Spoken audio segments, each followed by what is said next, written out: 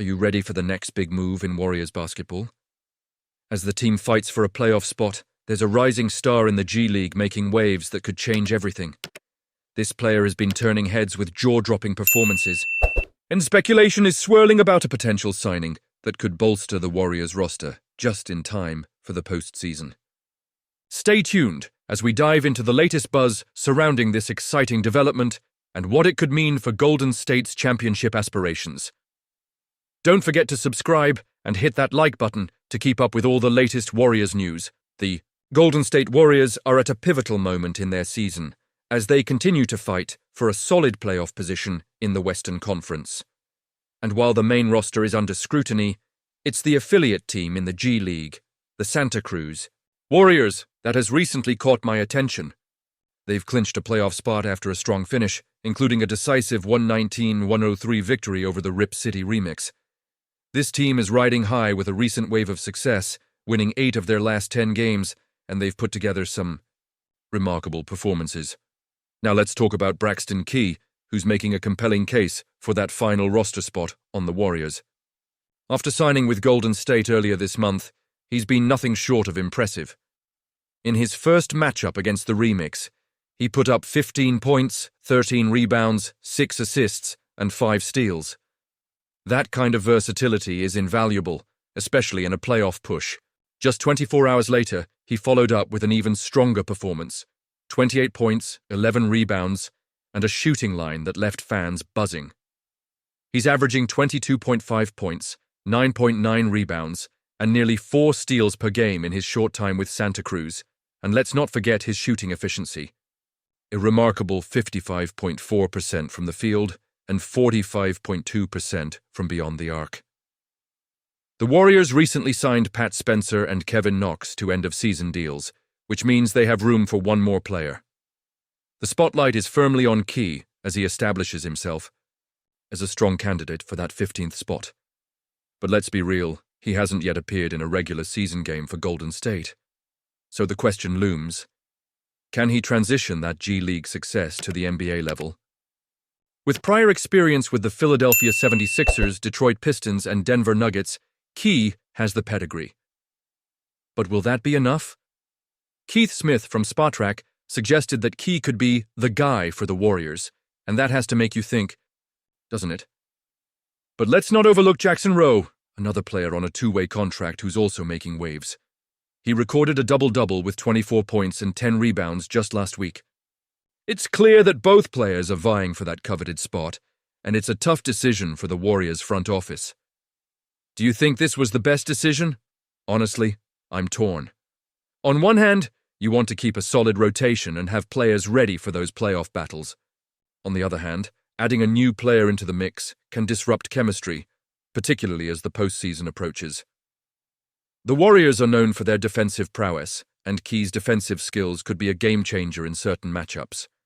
Even if he doesn't make a significant impact on the scoreboard, his ability to lock down opponents could be crucial during high-stakes playoff games. But is that enough to justify taking a chance on him? The Warriors are preparing for what they hope will be a lengthy playoff run. It's a time for calculated risks, and I'm excited yet anxious about the decisions being made. Fans, I want to hear your thoughts on this. Do you think the Warriors should lean towards Braxton Key or Jackson Rowe for that final spot? What do you expect from this team as we head into the postseason? And you, what do you think? I want to hear your opinions down below. As the 2025 NBA offseason approaches, the Golden State Warriors find themselves at a pivotal juncture. With an incomplete roster following a mid-season trade for Jimmy Butler, the front office is undoubtedly weighing its options for free agency.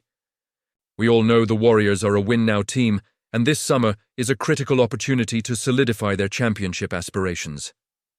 One name that stands out as a realistic target is Tyus Jones. This guy has had a rough go of it this season, taking a veteran minimum deal with the Phoenix Suns, only to find himself buried behind an all-star cast of ball handlers in Devin Booker, Kevin Durant, and Bradley Beal. It's been a frustrating experience for him, and honestly, how could it not be? Averaging just 10.3 points and 5.5 assists, He's not in a position to showcase his true abilities. Now, here's where the Warriors come into play. With Stephen Curry and Jimmy Butler both aging, 37 and 36 respectively, the need for a reliable backup point guard has never been more critical. Tyus Jones could step right in and fill that role seamlessly. Just think about it. A young player with a solid track record as a backup in Memphis, Jones could become that stabilizing force off the bench that the Warriors desperately need. For the Warriors, signing him for the tax mid-level exception at around $5.7 million sounds like a win-win situation. He'd thrive in the Warriors' motion offense and could be the perfect player to relieve Curry and Butler of some of their on-ball duties. This could be a prove-it year for Jones, and what better stage than Golden State? Honestly, when I look at this potential signing, I feel optimistic. It could be a smart move that not only helps the team now, but also opens doors for future success. However, let's shift gears for a moment and talk about Naz Reid. Now, this one is a long shot, but let me tell you, if the Warriors could pull off this signing, we'd be talking about instant title contention. Reid has been a standout for the Minnesota Timberwolves, averaging 14.4 points and 6.1 rebounds. And his shooting ability as a big man is exactly what the Warriors could use to enhance their front court. The catch? He's likely going to attract serious interest from other teams with cap space, and the Warriors just can't offer him enough to sway him away from a team that can pay him more.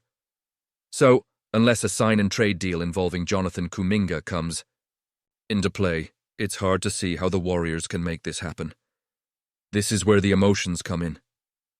The thought of Naz Reid in a Warriors uniform is tantalizing. He could become the starting center and enable Golden State to play the fast-paced, high-octane style that has defined the team for years.